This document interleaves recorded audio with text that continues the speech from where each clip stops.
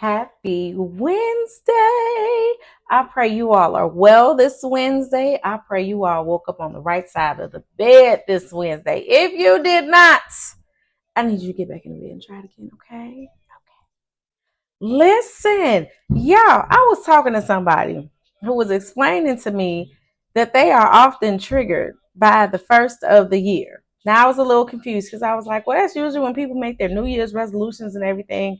And this person say, yeah, and that's when everybody get their taxes.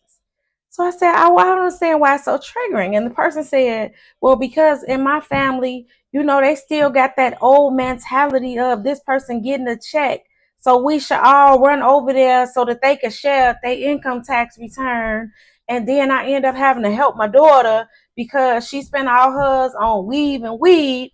And then I got to help her with her rent out of my income tax return. And I was baffled. I'm not even going to lie to you all, because I think that there was an era that was going on, and then it was like people started getting more familiar and educated in their finances. I don't think I thought that these were still an issue in certain households. And I think that sometimes it's still an issue because we pass down bad financial behavior to our children. But an even bigger picture for me in all of this is the fact that this person actually works a job where they work a lot of overtime. When you are working overtime to the point where it matches what your paycheck, your regular paycheck looks like, that's not free money. And neither is your IRS return. What we don't understand is that lump sum is supposed to be used to set us up for better going forward. I don't know where we started missing the mark at this. I know back in the day we missed the mark completely, because you would get it and a month later you was behind on your rent, and it was like, yeah, but you could have caught up. What happened? We look at lump sums as free money. That's not really free money.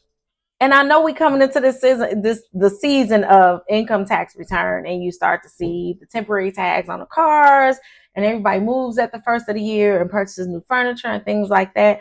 We have to understand that if we've been living check to check all year, when we get that overtime check that matches our check, when we get that bonus check, when we get that IRS return, that should be used to kind of help us get ahead, so that number one, we can save. Number two, we can learn to invest.